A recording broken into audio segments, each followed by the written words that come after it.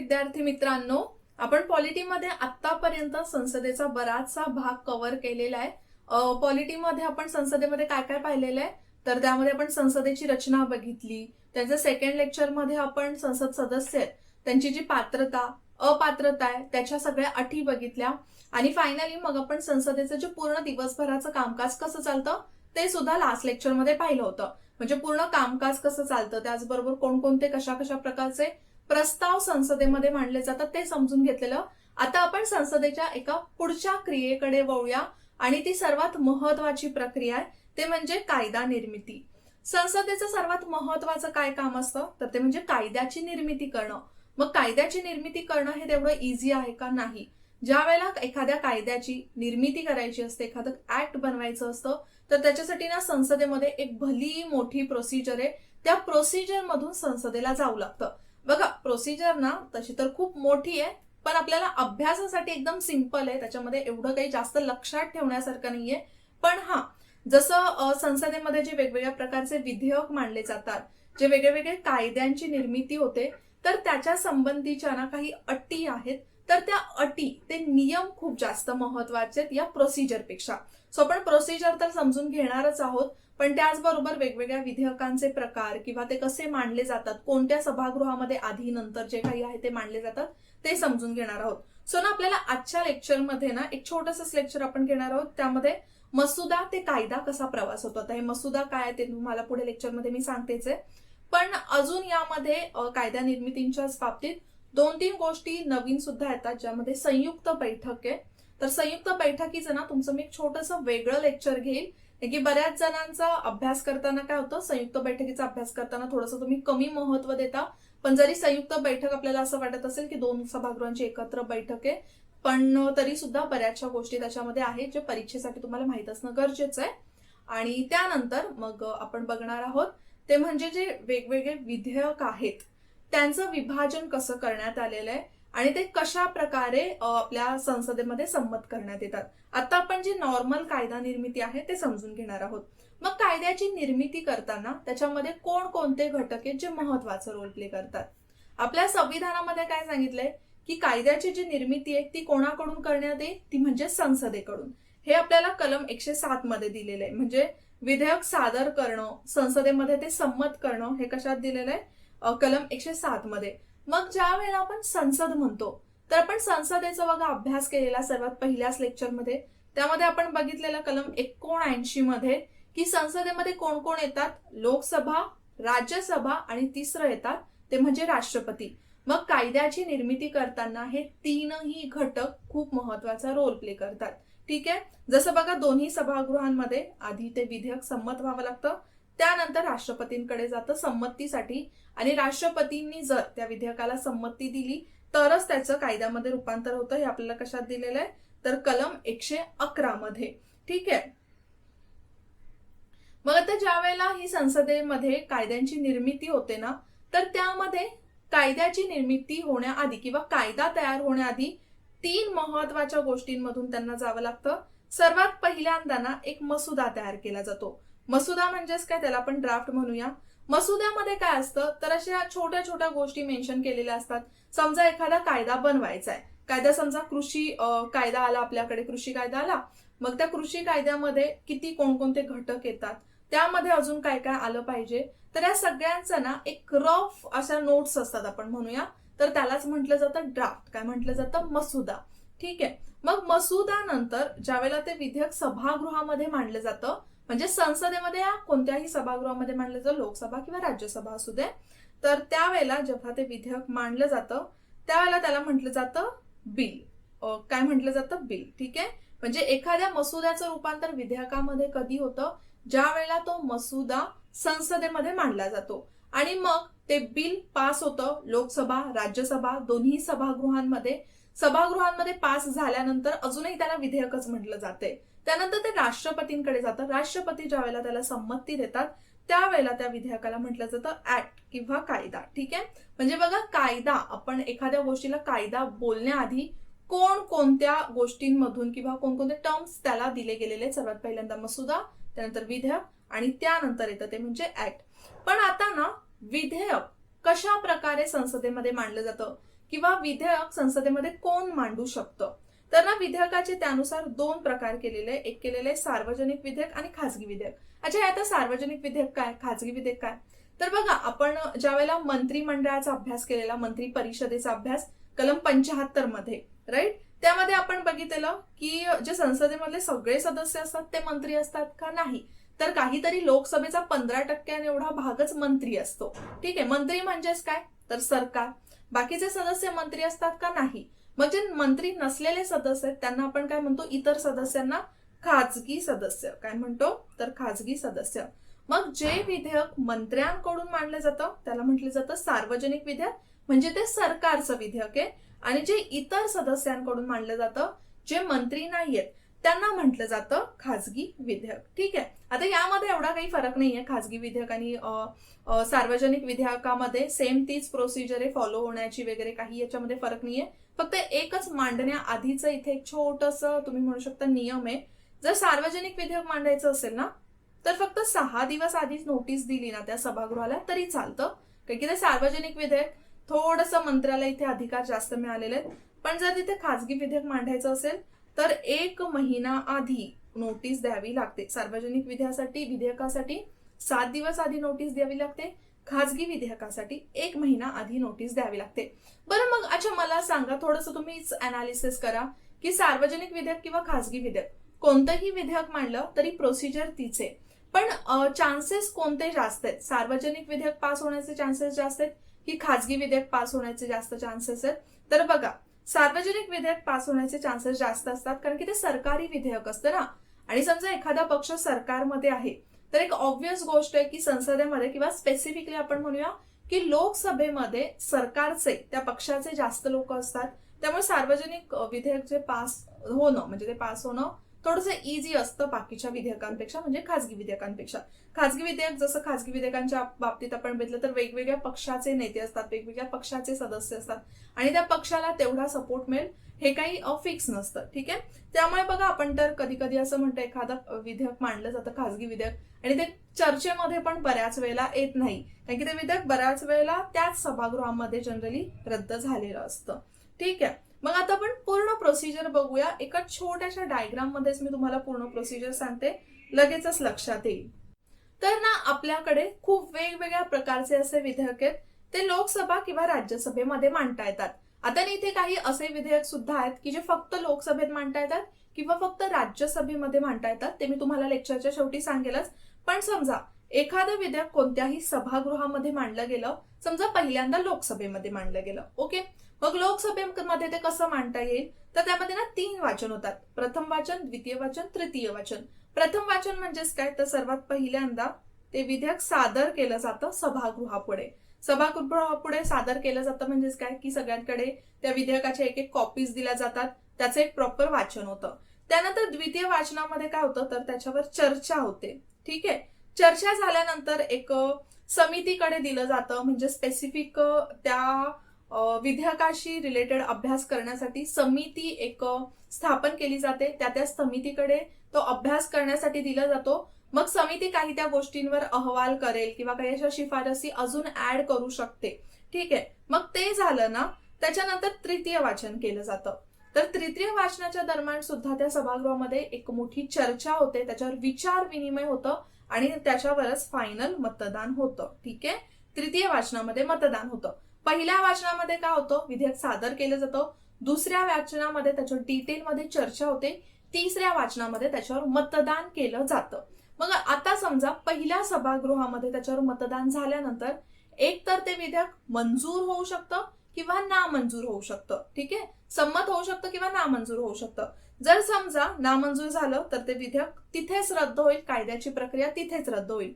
मग जर समजा परत त्या विधेयकावर चर्चा करायची असेल तर पुन्हा त्या सभागृहामध्ये ही जी प्रोसिजर दिलेली आहे, प्रथम वाचन, द्वितीय वाचन, तृतीय वाचन, ती परत फॉलो करावी लागेल. ती परत ज्या वेळेला कधी दुसरी लोकसभा निवडून येईल त्यावेळेला ते विधेयक मांडावं लागेल. ठीक आहे, पण जर समजा मंजूर झालं तर काय, तर मंजूर झालं की हे जे विधेयक आहे ते दुसऱ्या सभागृहाकडे पाठवलं जातं. ठीक आहे, एका सभागृहाकडे मंजूर झालं की लगेचच त्याचं कायद्यात रूपांतर होत नाही. ते विधेयक कोणतंही विधेयक असू दे, एका सभागृहामध्ये पास झालं की ते दुसऱ्या सभागृहामध्ये संमतीसाठी पाठवावंच लागतं. मग इथून लोकसभेकडून राज्यसभेकडे मंजूर केल्यानंतर गेलं की ही परत प्रोसिजर पूर्ण फॉलो करावी लागते. ठीक आहे. मग समजा मंजूर झालं तर काय होणार? मंजूर झालं राज्यसभेमध्ये सुद्धा किंवा दुसऱ्या सभागृहामध्ये, तर त्याच्यानंतर ते राष्ट्रपतींकडे जातं. राष्ट्रपती त्याला मंजुरी देऊ शकतात किंवा ते विधेयक स्वतःकडे राखून ठेवू शकतात किंवा ते विधेयक नामंजूर करू शकतात. ठीक आहे. किंवा परत एकदा विचार करण्यासाठी संसदेकडे पाठवू शकतात. तर त्यांच्याकडे सुद्धा असे बरेचसे ऑप्शन्स असतात. पाहिजे तर आपण राष्ट्रपतींच्या या विटो पॉवरवर सुद्धा एक लेक्चर घेऊया. पण इथे बघा, राष्ट्रपतींनी जर त्या विधेयकावर स्वाक्षरी केली तरच त्याचं कायद्यात रूपांतर होतं. अच्छा, राष्ट्रपतींनी विधेयकाला संमती देणं हे कोणत्या कलमामध्ये दिलेलं आहे? कलम 111 मध्ये. विधेयक संसदेमध्ये मांडणं आणि संसदेमध्ये संमत करणं ते दिलेलं आहे कलम 107 मध्ये. राष्ट्रपतींनी संमती द्यायचं हे कशात दिलेलं आहे? तर कलम 111 मध्ये. ही जी कलम आहेत ती सुद्धा लक्षात ठेवा. विधेयका कायद्याबाबतची काही कमीशीच 4-5 कलम आहेत, ती तुम्हाला लक्षात लगेच राहतीलच. ठीक आहे. पण मग समजा या दोन्ही सभागृहांमध्ये एखाद्या विधेयकावर काही वादविवाद निर्माण झाले, काही डिस्प्यूट झाले ना, तर त्याच्यासाठी संयुक्त बैठक घेतली जाते कलम 108 नुसार. तर संयुक्त बैठकीचा अभ्यास आपण नेक्स्ट लेक्चरमध्ये करूया. एका छोट्या लेक्चरमध्ये मी तुम्हाला सांगेल. पण आता इथे तुम्हाला समजलं की एखाद्या सभागृहामध्ये कायद्यांची निर्मिती कशी होते. सर्वात पहिल्यांदा एखाद्या सभागृहामध्ये मांडलं जातं. त्या एका सभागृहामध्ये विधेयक संमत झाल्यानंतर ते दुसऱ्या सभागृहामध्ये पाठवलं जातं आणि तीच सेम प्रोसिजर दुसऱ्या सभागृहाला सुद्धा फॉलो करावी लागते. आणि तिथे विधेयक संमत झालं की ते विधेयक कायदा करण्यासाठी राष्ट्रपतींच्या स्वाक्षरीसाठी राष्ट्रपतींकडे पाठवलं जातं. आणि एकदा राष्ट्रपतींनी का ते बिल संमत केलं की त्याचं कायद्यामध्ये रूपांतर होतं. ठीक आहे. अच्छा, आता इथे ना ज्या वेळेला विधेयक संमत होऊन दुसऱ्या सभागृहामध्ये जातं ना, तर दुसरं सभागृह काय काय करू शकतं? पहिल्या सभागृहामध्ये एकतर मंजूर नामंजूर होऊ शकतं. पण जर मंजूर झालं तर दुसऱ्या सभागृहामध्ये पाठवलं गेलं. मग दुसऱ्या सभागृहामध्ये पाठवलं तर तिथे त्याला सुद्धा 3 टप्प्यांमधूनच जावं लागतं. पण दुसरा सभागृह त्याच्यावर काय काय निर्णय घेऊ शकतं? एकतर विधेयक दुरुस्ती न करता संमत करून टाकतं. ठीक आहे. म्हणजे ते संमत झालं, मग त्याचं कायद्यात रूपांतर होणं निश्चितच आहे जर राष्ट्रपतींनी त्याला संमती दिली तर. पण इथे राष्ट्रपती सुद्धा ते विधेयक जे आहे ते नासंमत करू शकतात. त्यानंतर दुरुस्त्या करून ते विधेयक संमत करणं, म्हणजे त्याच्यामध्ये काही दुरुस्त्या करायचं, संमत करायचं आणि परत पहिल्या सभागृहाकडे विचार करण्यासाठी पाठवायचं. ठीक आहे. मग पहिल्या सभागृहामध्ये परत त्याच्यावर चर्चा होईल, ते संमत करून परत दुसऱ्या सभागृहामध्ये ते पाठवलं जाईल. त्यानंतर विधेयक पूर्णतः असंमत करणं म्हणजे रद्द करता येतं. आणि चौथं येते म्हणजे काहीही कृती न करता विधेयक प्रलंबित ठेवणं. आता हे जे आहे ना, काहीही कृती न करता विधेयक प्रलंबित ठेवणं, तर ते दुसरं सभागृह फक्त 6 महिन्यांसाठीच करू शकतं. एवढं लक्षात ठेवा. म्हणजे स्वतःकडे जे विधेयक आहे तो ठेवण्याचा कालखंड किती महिन्यांचा आहे? तर 6 महिन्यांचा आहे. 6 महिन्यांमध्ये त्याला असंमती किंवा संमतीचे जे काही निर्णय आहे दुसऱ्या सभागृहाचं ते त्या दुसऱ्या सभागृहाला द्यावंच लागतं. ठीक आहे. मग जे काही प्रोसिजर होईल त्याच्यानुसार मग पुढचं जे काही प्रोसिजर आहे ती फॉलो करता येईल. संमत झालं तर तसंही राष्ट्रपतींकडे जाणार आहे. जर त्यांनी दुरुस्ती करून विधेयक संमत केलं तर ते पण मी तुम्हाला सांगितलं काय होईल. जर असंमत झालं तर काय? तर बघा, जर असंमत झालं तर ते विधेयक तिथेच रद्द होतं आणि पहिल्या सभागृहाला जर ते विधेयक परत पारित करायचं असेल तर ते नवीन विधेयक तिथे मांडावं लागतं. तेच विधेयक मांडता येत नाही.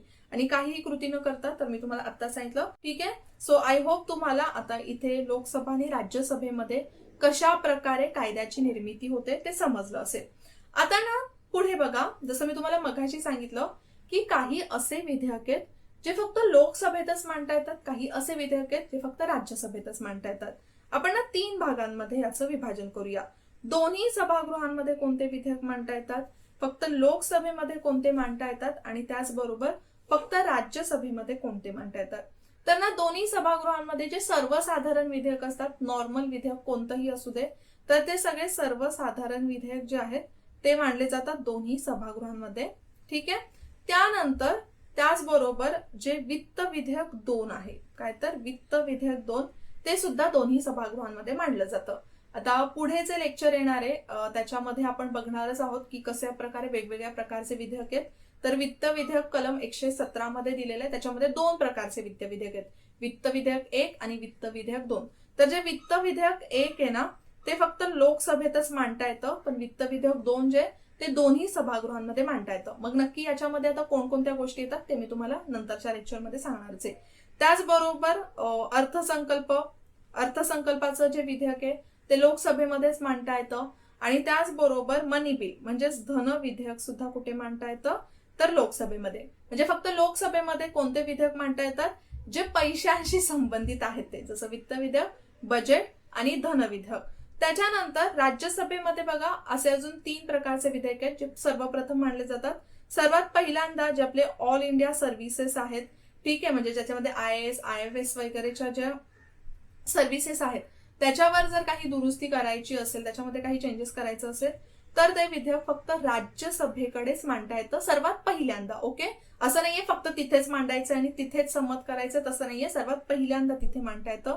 त्यानंतर राज्यसूची मधल्या कायद्यांवर जर काही बदल करायचा असेल, दुरुस्ती करायची असेल ना तर ते विधेयक सुद्धा सर्वात पहिल्यांदा राज्यसभेमध्ये मांडलं जातं. म्हणजे राज्यसभेने संमती दिली पाहिजे की राज्यसूचीतल्या या विषयावर आपण संसद कायदा करू शकतो, त्याच्यानंतरच संसद त्या विषयावर कायदा करेल. त्याचबरोबर बघा आपण बघितलेलं उपराष्ट्रपतींना जर पदावरून दूर करायचं असेल तर ते विधेयक सुद्धा, तो जो ठराव आहे तो पहिल्यांदा राज्यसभेमध्ये मांडला जावा लागतो. ठीक आहे, सो इथे तुम्हाला लक्षात आलं की असे कोणकोणते विधेयक आहेत जे सर्वात पहिल्यांदा लोकसभेमध्ये मांडले जातात, कोणकोणते असे विधेयक आहेत जे सर्वात पहिल्यांदा राज्यसभेमध्ये मांडले जातात आणि दोन्ही सभागृहांमध्ये कोणते विधेयक, घटना दुरुस्ती विधेयक सुद्धा दोन्ही सभागृहांमध्ये मांडलं जाऊ शकतं. ठीक आहे, सो हे लक्षात ठेवा, यातून नक्कीच आयोग प्रश्न विचारू शकतो. मग आता आपण इथे बघितलं ना की धन विधेयक, वित्त विधेयक हे जे विधेयक आहेत ते लोकसभेमध्ये सर्वात पहिल्यांदा मांडण्यात येतात. मग तर लोकसभेमध्ये हे विधेयक मांडले गेले ना त्याच्यानंतर ज्यावेळेला राज्यसभेमध्ये पाठवले जातात तर राज्यसभेला ना तरी सुद्धा त्यावर एवढे अधिकार नाहीयेत. बघा राज्यसभेला धन विधेयकाबद्दल काय अधिकार आहेत, लोकसभेने संमत करून पाठवलं. जनरली धन विधेयक वगैरे जे आहेत, अर्थ संकल्प वगैरे, ते राष्ट्रपतींच्या पूर्व संमतीनेच मांडले जातात लोकसभेमध्ये आणि त्याच्यानंतर राष्ट्रपती सुद्धा त्याला संमती देतात कारण की ऑलरेडी त्याला राष्ट्रपतींची पूर्वसंमती असते. पण लोकसभा त्या विधेयकांना रद्द करू शकतं का? नाही. ते विधेयक लोकसभेला 14 दिवसांच्या आत संमत करून लोकसभेकडे पाठवावे लागतात. ठीक आहे, राज्यसभेला किती दिवसांच्या आत? 14 दिवसांच्या आत. त्याच्यामध्ये ते दुरुस्ती करून सुद्धा पाठवू शकतात, दुरुस्ती न करून सुद्धा पाठवू शकतात. ठीक आहे, जर समजा 14 दिवसांच्या आत राज्यसभेने ते विधेयक पारित केलं नाही तर लोकसभा असं समजेल की राज्यसभेने ते विधेयक पारित केलेलं आहे आणि जसं लोकसभेने पारित केलेलं आहे तसं विधेयक ते परत राष्ट्रपतींकडे संमतीसाठी पाठवलं जाईल. म्हणजे इथे जर आपण धन विधेयक बघितलं तर त्याच्याबद्दल एक प्रकारे खूप कमी अधिकार राज्यसभेला मिळालेले आहेत. ठीक आहे, जरी दुरुस्ती करून सुद्धा पाठवलं ना तर ती दुरुस्ती एक्सेप्ट करायची की रिजेक्ट करायची ते सुद्धा पूर्णपणे लोकसभेवर आहे. म्हणजे लोकसभा काय करू शकते, ती दुरुस्ती एक्सेप्ट सुद्धा करू शकते किंवा ती दुरुस्ती अजिबात लक्ष न देता सुद्धा जसंच्या तसं ते विधेयक पारित करू शकते. म्हणजेच इथे धन विधेयक, अर्थ विधेयकाबद्दल राज्यसभेला खूप कमी अधिकार मिळालेले आहेत. आणि ना त्याचबरोबर बघा कधी कधी काय होतं की एखादं विधेयक लोकसभेमध्ये मांडलं जातं. ठीक आहे, लोकसभेमध्ये त्याच्यावर चर्चा होत असते, त्याच्यामध्ये ते विधेयक पारित सुद्धा होतं आणि असं होतं की पारित झाल्यानंतर राज्यसभेकडे पाठवल्यानंतर समजा लोकसभाच विसर्जित झाली. बघा जनरली लोकसभा 5 वर्षांनी विसर्जित होते, त्यानंतर लोकसभेच्या सार्वत्रिक निवडणुका होतात, पण कधी कधी लोकसभा 5 वर्षांच्या आधी सुद्धा विसर्जित होऊ शकते. मग हे विधेयक लोकसभेमध्ये मांडलं गेलं, तिथे संमत झालं आणि त्याच्यानंतर ते राज्यसभेकडे गेलं आणि तिथे संमत झालं नाही, त्याच्यावर चर्चा सुरू आहे पण ते संमत झालं नाही, तर काय होईल, तर त्यावेळेला हे जे विधेयक आहे ना ते रद्द होईल. म्हणजे राज्यसभा सुद्धा त्याच्यावर पुढे चर्चा करणार नाही. मग जे नवीन लोकसभा निवडून येईल ना त्या लोकसभेमध्ये ते विधेयक पुन्हा मांडावं लागेल, पुन्हा पारित करावं लागेल आणि त्याच्यानंतर ते परत राज्यसभेकडे पाठवावं लागेल. ठीक आहे, म्हणजे बघा एखादं विधेयक लोकसभेमध्ये पारित झालं, राज्यसभेमध्ये त्याच्यावर चर्चा सुरू आहे आणि इकडे लोकसभा विसर्जित झाली तर ते विधेयक तिथेच रद्द होतं, लॅप्स होतं, ते तसंच राहत नाही. पण जर समजा उलट झालं, राज्यसभेमध्ये आधी विधेयक संमत झालं, ठीक आहे, सर्वात पहिल्यांदा राज्यसभेमध्ये विधेयक पारित झालं, त्यानंतर लोकसभेकडे गेलं, लोकसभेमध्ये चर्चा सुरू असताना जर लोकसभा विसर्जित झाली तर राज्यसभेमध्ये ते विधेयक परत पारित करावं लागत नाही. का पारित करावं लागत नाही? कारण की राज्यसभेचे सदस्य तर सगळे तेच असणार आहेत ना. राज्यसभा एक स्थायी सभागृह आहे, ते विसर्जित होत नाही. मग लोकसभेमध्ये चर्चा सुरू होती ना, मग लोकसभेमध्ये जे राज्यसभेमधून पारित होऊन आलेलं विधेयक आहे ना, त्याच्यावर परत चर्चा केली जाईल. ठीक आहे, ते विधेयक तिथे लॅप्स होणार नाही, रद्द होणार नाही. तर ही गोष्ट सुद्धा लक्षात ठेवा, बरीचशी महत्वाची आहे. त्याच्यावर सुद्धा परीक्षेला प्रश्न विचारलं जाऊ शकतं. ठीक आहे. सो आता आपण लोकसभेमध्ये राज्यसभेमध्ये कशा प्रकारे हे जे विधेयक आहे त्याचं कायद्यामध्ये रूपांतर होतं ते समजून घेतलं. त्याच्याबद्दलचे छोटे छोटे पॉइंट सुद्धा समजून घेतले. आता जर आपण बघितलं तर विधेयकाचे 4 भागांमध्ये विभाजन करण्यात आलेलं आहे. सर्वसाधारण विधेयक, अर्थ विधेयक, वित्तीय विधेयक आणि घटना दुरुस्ती विधेयक. तर या सगळ्या विधेयकांचा अभ्यास आपण नंतरच्या लेक्चरमध्ये करूया. म्हणजे पुढचं लेक्चर तर आपण संयुक्त बैठकीवर घेणार आहोत आणि त्याच्या पुढच्या लेक्चरमध्ये आपण हे जे विभाजन आहे त्याच्यावर अभ्यास करायचा आहे. ठीक आहे. सो आय होप तुम्हाला लेक्चर नीट समजलं असेल. लेक्चर मधूनच मी तुम्हाला सांगितलेलं ऑलरेडी लेक्चरमध्ये. तर या प्रश्नाचं उत्तर मला नक्की कमेंटमध्ये द्या.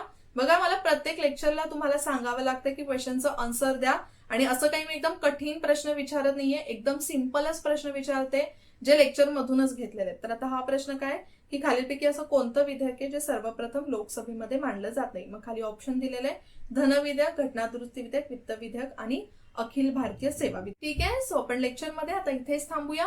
पुन्हा भेटूया नेक्स्ट लेक्चरला. तोपर्यंत जय हिंद, जय महाराष्ट्र आणि थँक्यू. तुम्हाला परीक्षेची परिपूर्ण तयारी करायची असेल तर विजन स्टडीचं ऍप हे नक्कीच तुमच्या फोनमध्ये डाउनलोड करा. विजन स्टडीच्या ऍपवर भरपूर असं स्टडी मटेरियल पूर्णपणे फ्री अवेलेबल आहे. जसं डेली बेसिसवर करंट अफेअर्स अपलोड होत असतात, त्याचबरोबर जीएसचे जे सब्जेक्ट आहेत सगळे सब्जेक्ट त्याच्या इन डिटेल्स नोट्स अवेलेबल आहेत जे तुम्ही नेहमी अभ्यासाबरोबर वाचू शकता. त्याचबरोबर डेली क्विज अपलोड केल्या जातात आणि सर्वात महत्त्वाचं म्हणजे बुधवारी आणि शनिवारी सामान्य अध्ययन चाचणी कंडक्ट केली जाते. तर त्या सुद्धा अटेंड करून तुमची तयारी चेक करू शकता.